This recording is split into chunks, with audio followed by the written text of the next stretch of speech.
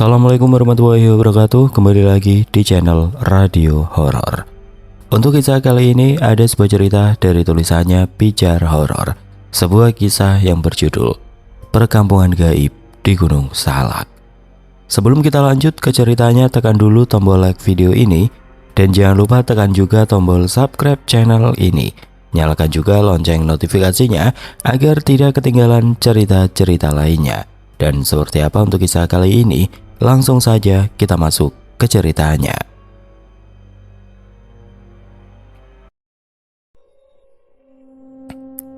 Lolongan anjing terdengar sayup dari kejauhan, panjang dan seram. Seolah ada sesuatu yang tidak wajar tengah terjadi. Langit menghitam, seperti kain kelam membentang menutupi bumi. Pepohonan menjulang rapat, menyisakan lorong gelap yang nyaris menelan cahaya senter. Bayu dan Putra melangkah pelan di antara dedaunan kering yang berderak tiap kali terinjak. "Bay, lu yakin ini jalan ke perkemahan?" Suara Putra bergetar, sementara cahaya senternya bergerak tidak menentu, menyapu batang pohon dan semak-semak lebat. "Iya yakin. Aku udah pernah lewat sini," jawab Bayu meski matanya terus mengawasi sekitar.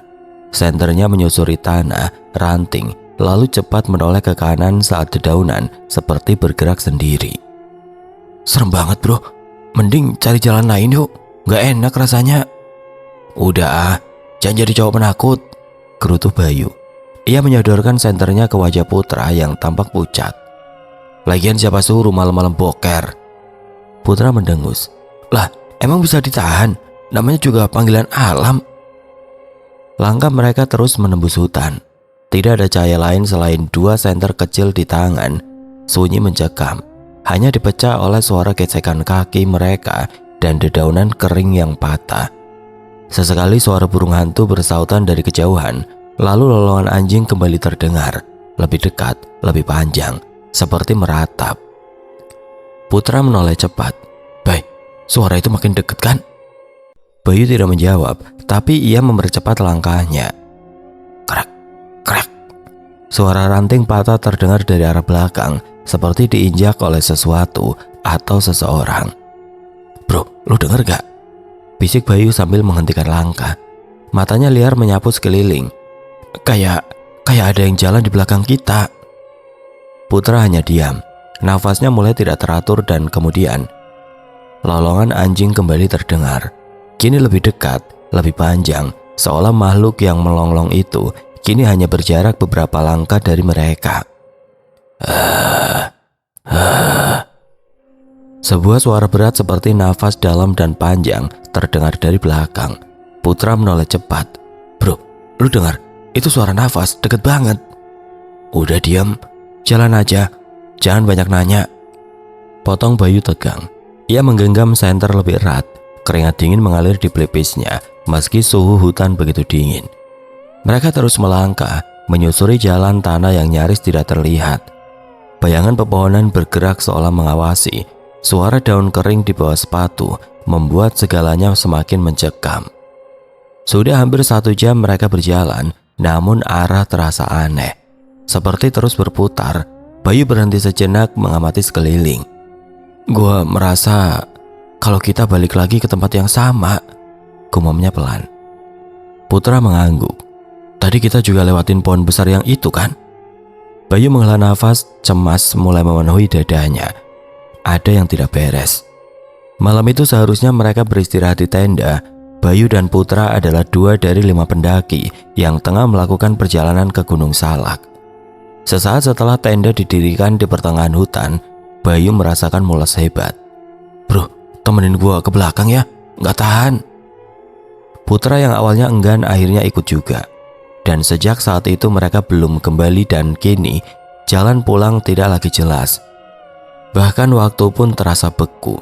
Yang ada hanya suara lolongan, ranting patah dan nafas yang tidak mereka kenal. "Kita coba ke arah sana," ujar Bayu, menyorotkan senter ke sebuah jalan setapak yang sedikit lebih terbuka di antara pepohonan. Beberapa meter setelah berjalan, cahaya kekuningan tampak berkilau di kejauhan, menembus celah-celah pohon. "Bro, itu lihat." Putra menunjuk ke depan. "Ada lampu, sepertinya di sana ada perkampungan." Bayu menyipitkan mata, menatap cahaya itu dengan ragu. Jangan ngawur, mana mungkin ada perkampungan di tengah hutan kayak begini. Listrik aja nggak masuk ke daerah sini. Tapi itu buktinya ada kan? Udah, ayo kita ke sana. Siapa tahu bisa numpang istirahat. Besok pagi baru kita ke kemah. Jangan Put, serius. Gua ada perasaan gak enak. Tapi Putra tidak menunggu jawaban. Ia sudah lebih dulu melangkah cepat menuju arah cahaya. Bayu menghela nafas panjang. Pandangannya masih tertuju pada cahaya samar itu yang kini terlihat lebih jelas. Di tengah hutan ada kampung, rasanya mustahil. Namun rasa penasaran dan kekhawatiran akan Putra membuatnya akhirnya menyusul. Beberapa menit kemudian keduanya tiba di sebuah gapura kayu tua.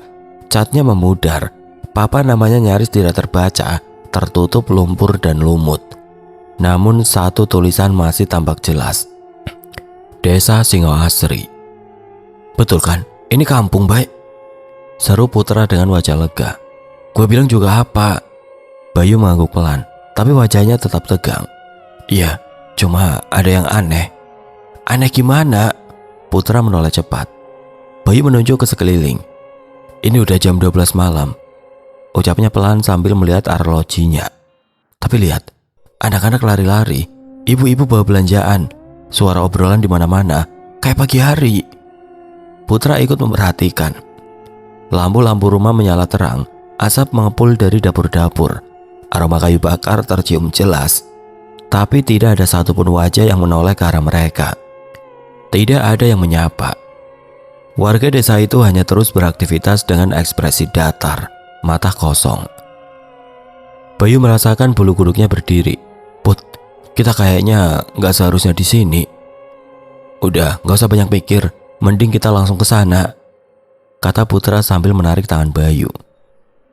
Begitu mereka melangkah masuk melewati gapura kayu desa Singoasri, udara dingin langsung menyergap, menusuk tulang. Aroma aneh menyambut mereka. Campuran kemenyan, bunga layu, daun membusuk, dan samar-samar bau anyir darah yang menguar di udara. Put, lihat itu, mereka ngeliatin kita, bisik Bayu. Suaranya nyaris tidak terdengar, namun cukup jelas di telinga Putra. Wajarlah bro, kita pendatang. Mungkin mereka belum pernah lihat cowok seganteng kita, jawab Putra sambil cekikikan, berusaha mencairkan suasana. Bayu tetap diam, matanya menatap tajam ke sekitar. Beberapa warga memang sedang memandangi mereka dengan tatapan kosong, tanpa ekspresi. Wajah mereka pucat. Kulitnya nyaris transparan, seperti tidak pernah tersentuh matahari. Tidak ada satupun yang tersenyum, bahkan berkedip pun nyaris tidak ada. Bro, itu ada nenek-nenek, ucap Putra sambil menunjuk ke arah balai-balai tua di bawah pohon kapuk besar. Kita tanya aja ke dia.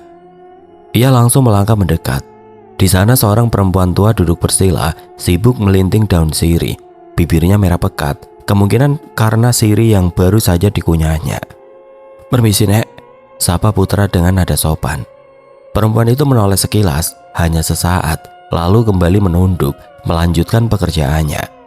Tangannya gemetar, tapi tetap cekatan.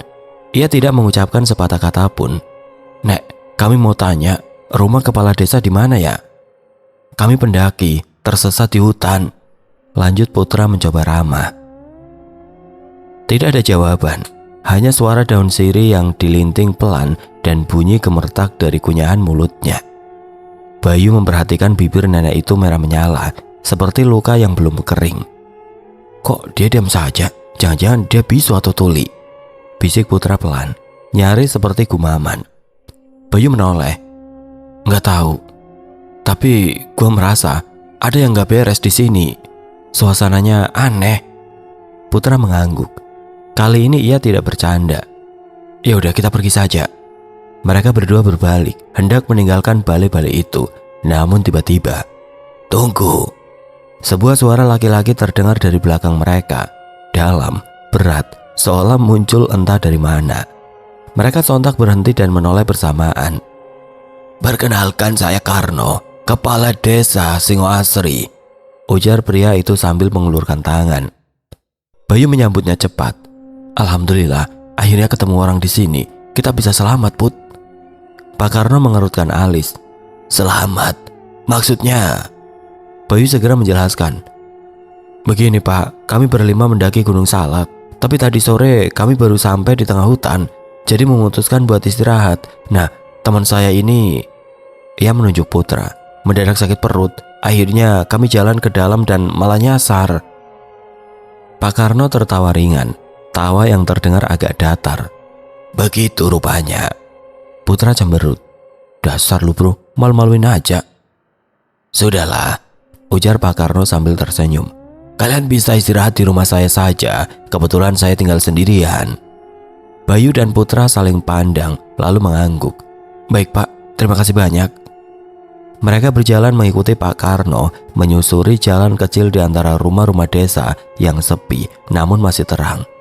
Bayu yang tadi ragu kini tampak lebih tenang. Setidaknya mereka bertemu orang baik, pikirnya. Setibanya di depan sebuah rumah kayu besar, Pak Karno mendorong pintu. Engsel pintu berderit panjang menambah kesan tua pada rumah itu. Mari, silakan masuk, kata Pak Karno. Makasih Pak. Begitu masuk, aroma aneh langsung menyeruak. Seperti bau kayu terbakar bercampur asap kemenyan, lantai kayu rumah itu berderak setiap kali diinjak. Meski luas, rumah tersebut tampak tua dan dingin. Kalian tunggu sebentar, saya siapkan minuman hangat dulu, ujar Pak Karno sambil melangkah ke dapur. Suara langkahnya menggema, berderak pelan mengikuti ritme kakinya yang berat. Bayu memperhatikan sekeliling. Rumah itu tampak bersih, tapi ada bekas hitam gosong di salah satu sudut dinding, seperti bekas api. Tapi tidak ada yang menyebutkannya. Tidak lama kemudian Pak Karno kembali dengan sebuah nampan kayu, lalu meletakkannya di meja kecil di depan mereka. Maaf sudah menunggu, silakan diminum, katanya sambil menyodorkan 2 cangkir berisi cairan berwarna coklat gelap. Bayu menatap isi cangkir itu. Warnanya seperti rebusan gula aren, tapi lebih pekat.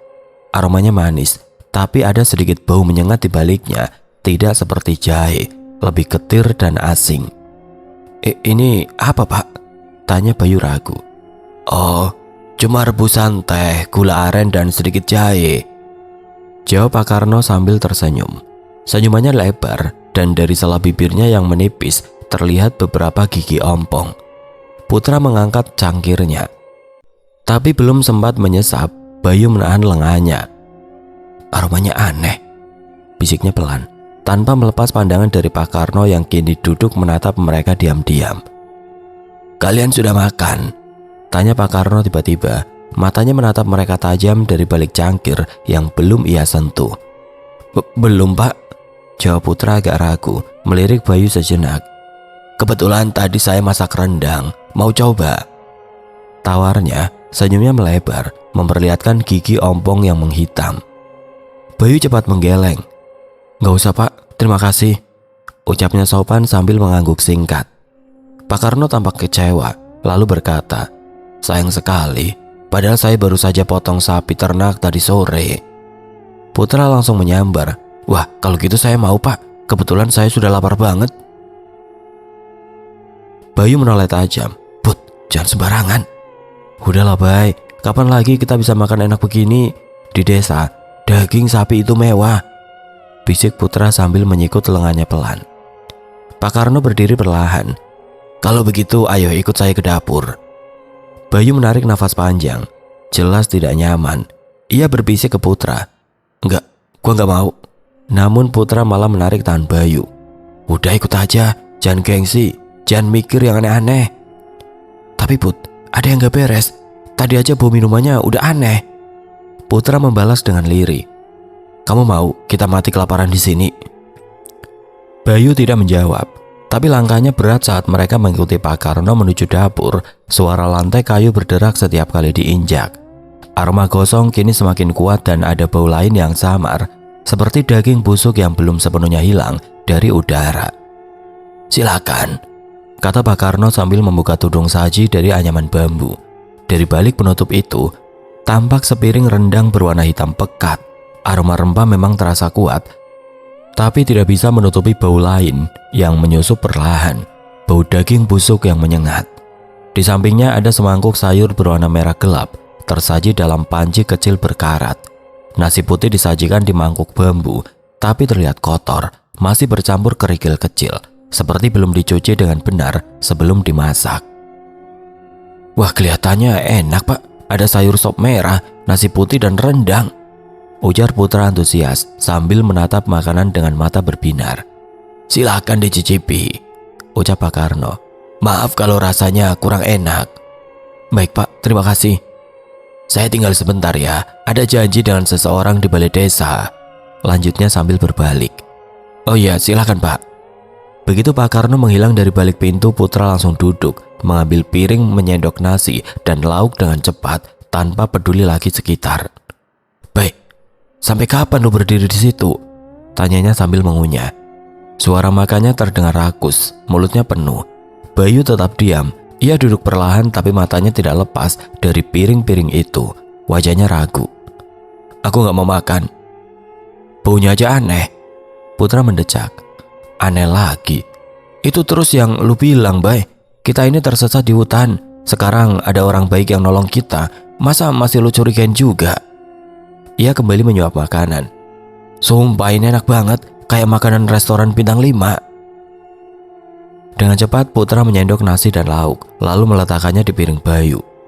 "Udah, gak usah banyak drama, makan. Gua gak mau lu mati kelaparan di sini, ntar malah nyusahin gua." Bayu menatap makanan itu lekat-lekat. Potongan rendangnya gelap dan basah dengan urat daging yang terlihat aneh, terlalu kasar, terlalu besar untuk ukuran daging sapi. "Put, habis makan kita pergi dari sini ya. Aku ngerasa ada yang aneh, kampung ini beda dari yang lain." Putra menoleh sebentar, masih mengunyah. "Aneh gimana maksudnya?" Bayu menunjuk ke pergelangan tangannya. "Lihat ini, jamku dari tadi gak bergerak, tetap di angka 12 malam. Padahal kita udah di sini cukup lama." Putra melirik sekilas. "Itu jam kamu aja yang rusak, Bay. Gak usah dibikin ribet." "Enggak, Put. Aku yakin jam ini masih bagus sebelum masuk kampung ini." Putra mendesak. "Udah makan aja dulu, jangan mikir yang aneh-aneh. Kita istirahat dulu, besok baru kita cari jalan keluar." Bayu terdiam, tapi pandangannya tetap gelisah, menatap jam di tangannya yang jarumnya seolah membeku. "Kampung ini aneh ya," gumam Bayu, menatap kosong ke jalanan desa dari balik jendela. "Kamu yang aneh," saut Putra santai, masih duduk bersandar. Tiba-tiba, lolongan anjing menggema, menggetarkan suasana malam yang sudah cukup sunyi. "Loh, kok tiba-tiba ada suara anjing?" Putra menoleh ke arah luar. "Beh, tidur yuk, aku udah ngantuk banget," ucapnya lagi sambil berdiri dan menguap lebar. Bayu hanya mengangguk pelan. Keduanya segera masuk ke ruang tengah. Di sana 2 buah kasur lantai sudah tertata rapi. Rupanya Pak Karno telah menyiapkan sejak tadi. Namun malam itu Bayu tidak bisa tidur. Matanya terbuka lebar, menatap langit-langit rumah. Pikirannya terus dipenuhi hal-hal aneh sejak mereka masuk desa ini. Tatapan kosong para warga, jam tangannya yang berhenti, makanan yang berbau ganjil, dan nenek tua yang tidak berkata sepatah kata pun. Tok, tok, tok. Tiba-tiba terdengar suara ketukan pelan dari arah jendela. "Siapa sih? Malam-malam gini iseng banget," gerutunya pelan. Tok, tok, tok. Kali ini lebih keras. Bayu bangkit perlahan dari kasurnya. Ia berjalan pelan ke arah jendela, lalu membuka daun jendela itu dengan hati-hati. Namun tidak ada siapapun di luar. Nggak ada siapa-siapa. Angin malam langsung menyeruak masuk, dingin dan menusuk. Bersamaan dengan itu tercium aroma aneh, seperti daging gosong dan kemenyan terbakar, menyatu dalam hembusan angin. Lalu Bayu melihat sosok seorang wanita tua berdiri di bawah pohon besar, tidak jauh dari rumah. Rambutnya panjang, putih kusut, menjuntai ke bawah. Wajahnya penuh luka bakar. Kulitnya mengelupas di beberapa bagian, tatapannya tajam menusuk. Bayu terdiam, nafasnya tercekat. Wanita itu tersenyum lebar, terlalu lebar untuk ukuran manusia. Deretan gigi hitam dan taring mencuat dari mulutnya. Senyum itu bukan senyum ramah, tapi seperti sebuah ancaman. Tanpa pikir panjang, Bayu langsung menutup jendela dengan cepat. Putra, bangun, kita harus pergi dari sini sekarang." Putra menggeliat malas, menarik jaket ke atas wajah. "Udahlah bro, nanti saja. Beberapa jam lagi juga pagi. Ngantuk banget nih." "Gak bisa Put, ayo bangun." Bayu mengguncang tubuhnya. "Kalau kamu gak bangun sekarang, aku tinggal."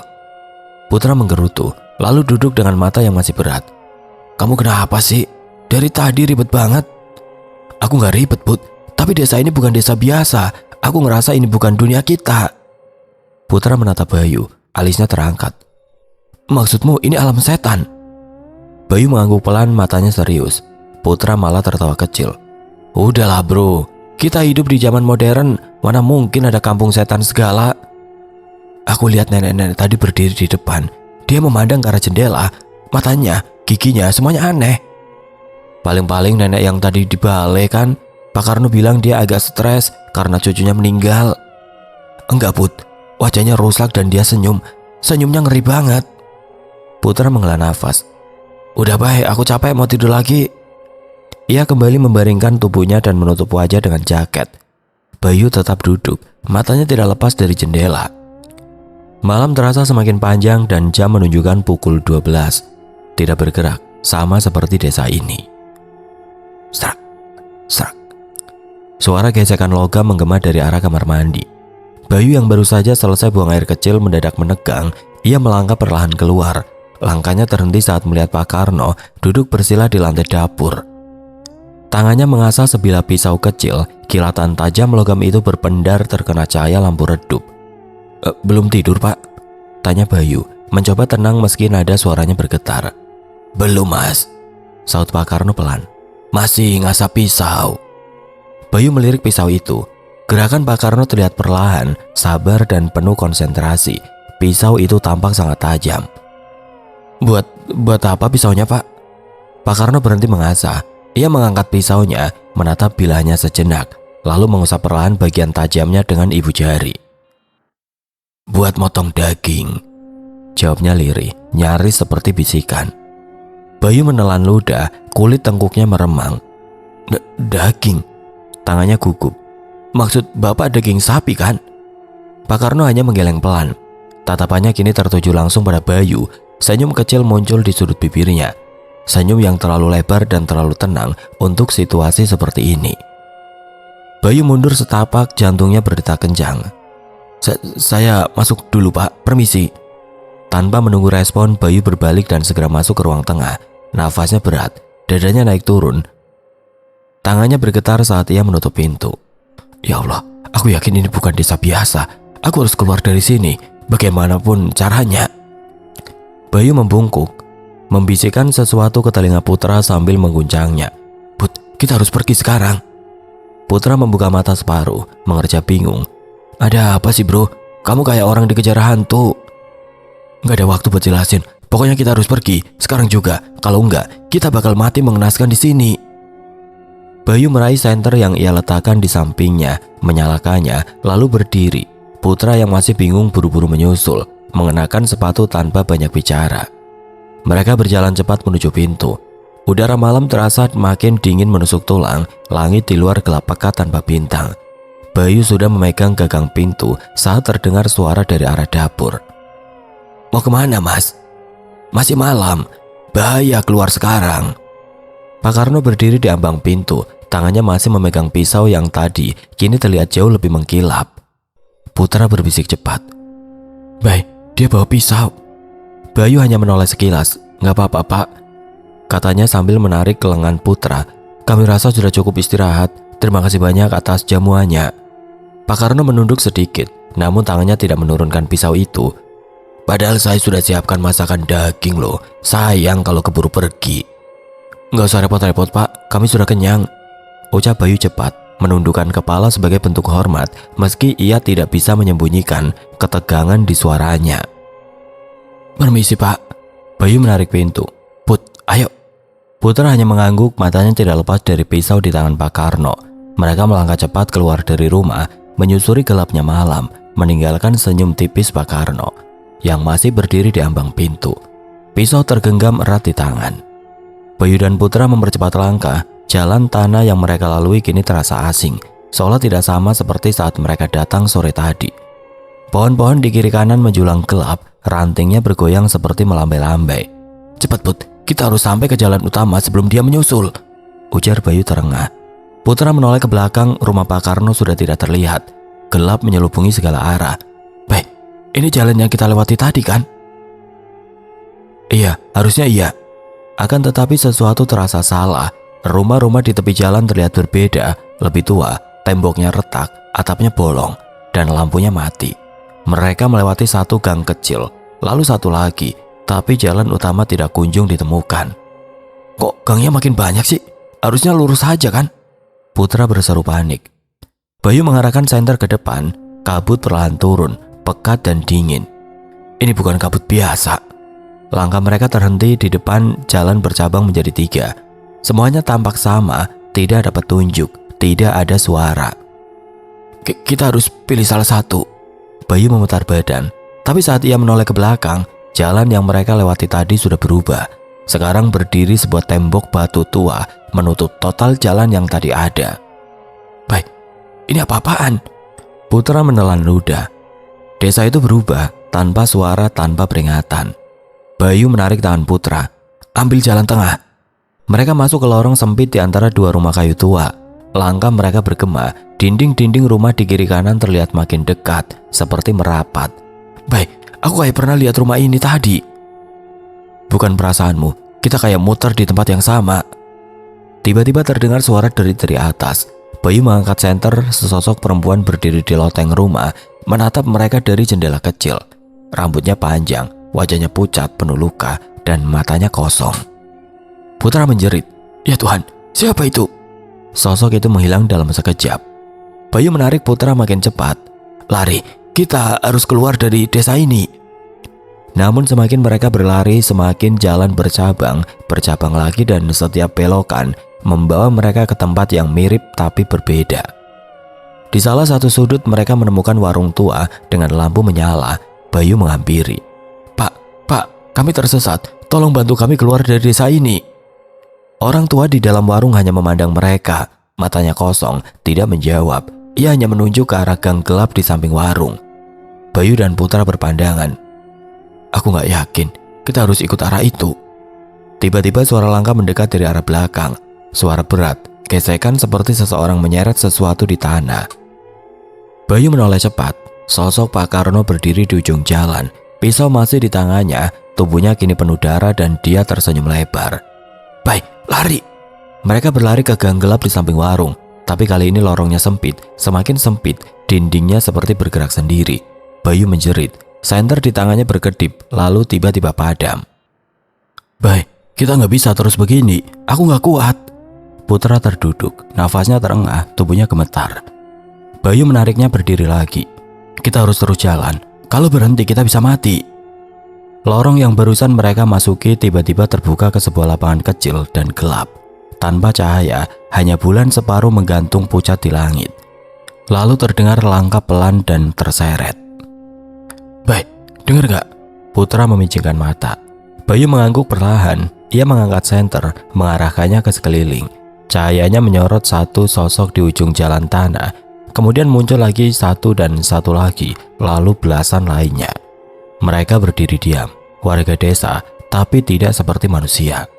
Kulit mereka terkelupas, meleleh seperti lilin. Cairan hitam menetes dari wajah-wajah penuh luka. Beberapa bagian tengkorak terlihat. Tulang pipi menganga, bola mata menggantung di sisi wajah, dan gusi mereka tampak terbakar. Giginya menghitam. "Ya Tuhan, Put, itu bukan orang." Bayu mundur perlahan. Seorang wanita tua melangkah maju, separuh wajahnya hangus, rambutnya terbakar habis, suaranya seperti nafas yang mendesis. "Kenapa kalian pergi? Tinggal bersama kami di sini." Putra menjerit. "Mereka bukan manusia lagi, Bayu." Warga desa itu bergerak bersamaan, pelan tapi pasti, mendekat dengan langkah terseret. Terdengar bunyi daging yang berlendir saat kaki-kaki mereka menapak tanah. Bayu menarik Putra. "Lari!" Akan tetapi dari sisi kanan muncul seorang pria dengan kepala hampir hancur. Rahangnya patah bergantung hanya oleh otot. Tangannya memegang obor yang menyala. "Darah kalian akan memperkuat desa ini. Kalian tidak bisa keluar, tidak akan pernah bisa keluar." Putra mendorong pria itu dan berlari bersama Bayu ke arah yang lain. Tapi warga terus berdatangan dari setiap sudut. Beberapa merangkak di tanah, membawa sabit, cangkul, bahkan tulang-tulang manusia. Desa itu kini bukan lagi tempat tinggal. Tempat itu adalah neraka, labirin penuh jiwa-jiwa terbakar. Mereka dikepung. Nafas dua pemuda itu makin tidak teratur. Di antara gemetar dan ketakutan, Bayu berteriak, "Ini mimpi. Ini cuma mimpi kan?" Luka-luka di wajah para penduduk itu terlalu nyata. Bau daging gosong menyelimuti udara. Asap mulai muncul dari tanah. Putra tersungkur. Seorang warga merangkak cepat ke arahnya, menjulurkan tangan berlendir dengan kuku-kuku patah. "Bay, tolong aku!" Putra meronta. Bayu memukul tangan itu dengan batu. "Bangun, Put, lari!" Suara lolongan anjing terdengar kembali. Kali ini panjang, menyeramkan, diiringi suara tangisan bayi dan derai tawa wanita yang melengking tidak wajar. Langit berubah merah. Desa berubah menjadi kobaran api dan warga-warga itu satu persatu mengelilingi mereka sambil menyeringai dengan mulut meleleh dan gigi yang menghitam. "Put, cepetan, ke kiri!" teriak Bayu sambil menarik tangan sahabatnya. Putra terhuyung, nafasnya berat, wajahnya pucat penuh peluh. "Aku udah gak kuat, Bay." "Kuat atau enggak, kita harus keluar dari desa ini." Bayu menengok ke belakang. Suara langkah dan seretan terdengar semakin dekat, seperti ratusan kaki menyeret beban berat. Mereka berbelok ke arah gang sempit di antara dua rumah berdinding anyaman bambu.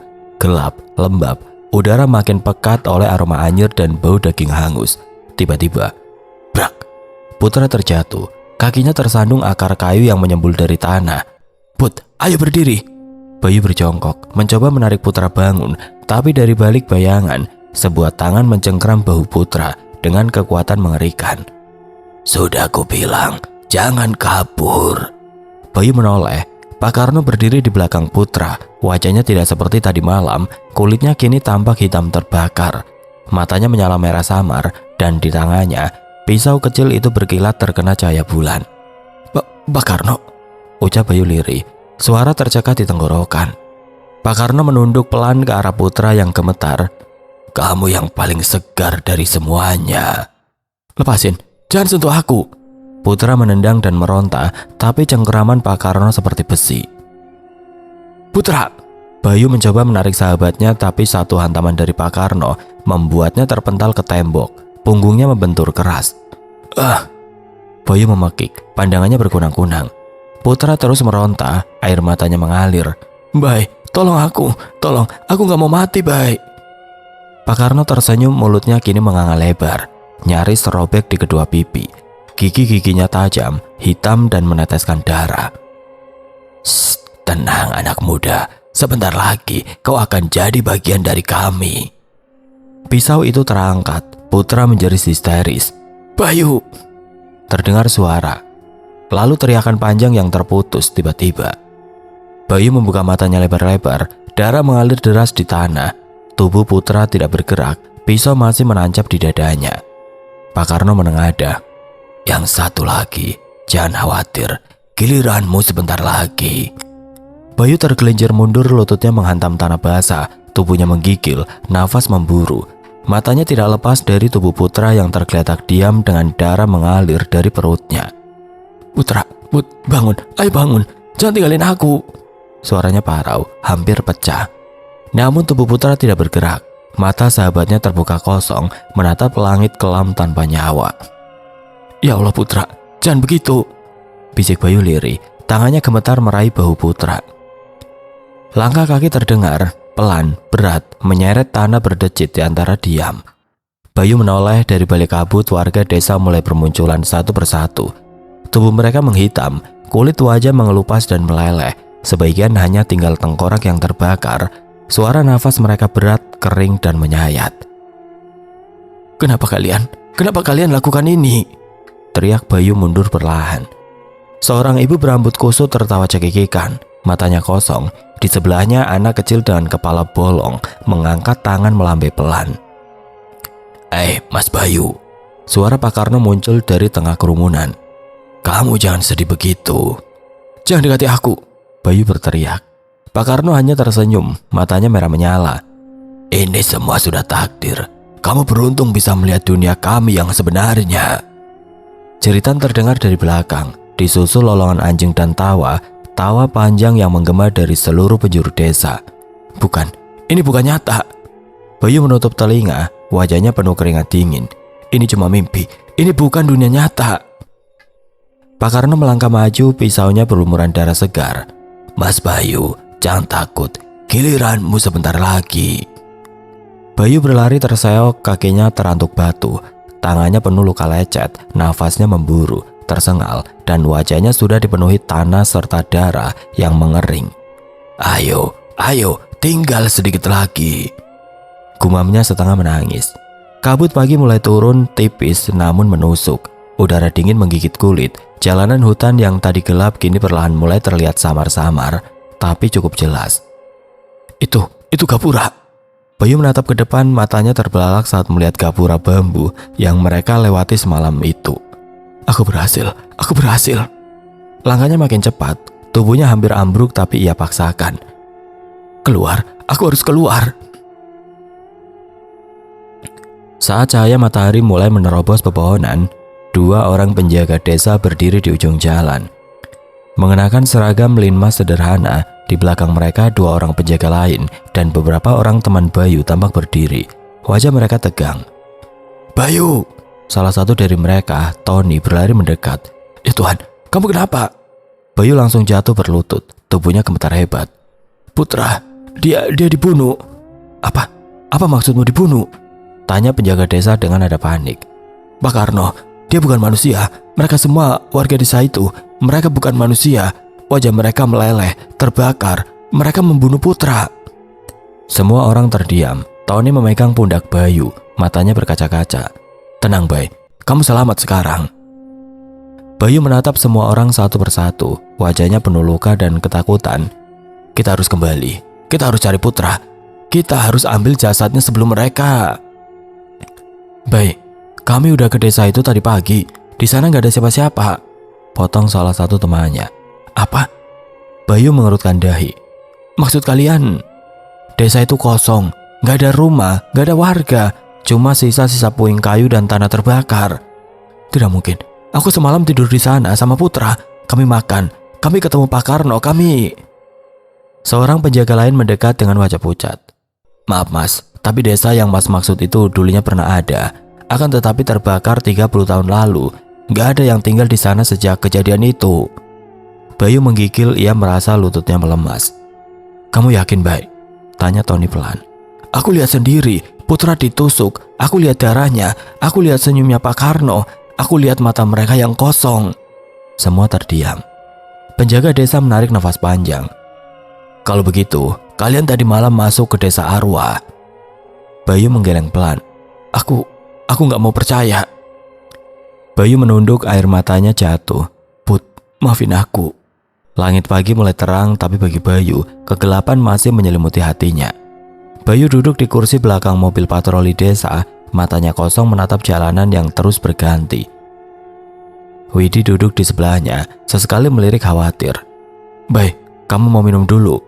Ia menyodorkan botol air mineral. Bayu menggeleng pelan. Enggak, aku gak haus.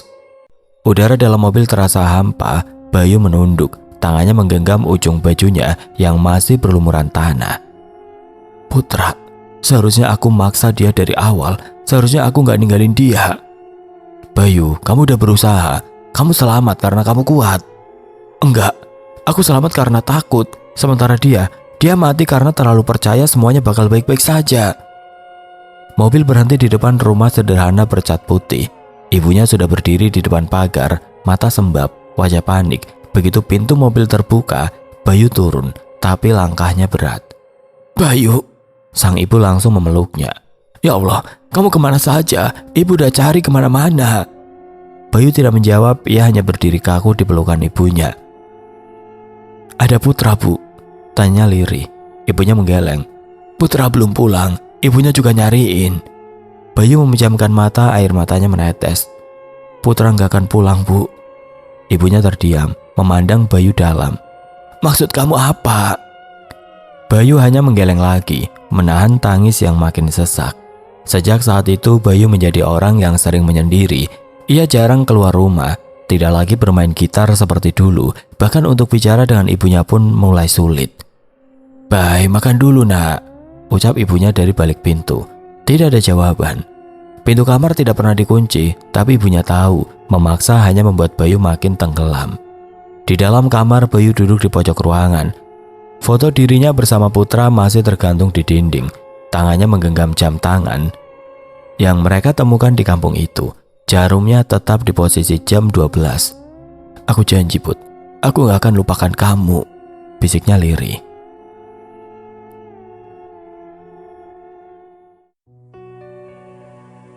Oke teman-teman, sekian untuk kisah kali ini. Bagaimana menurut kalian tentang kisah ini? Tulis komentar kalian di kolom komentar. Dan buat teman-teman yang baru bergabung, jangan lupa untuk like, komen, share, serta subscribe channel ini. Dan nantikan kisah-kisah horor berikutnya tetap di channel Radio Horor. Wassalamualaikum warahmatullahi wabarakatuh.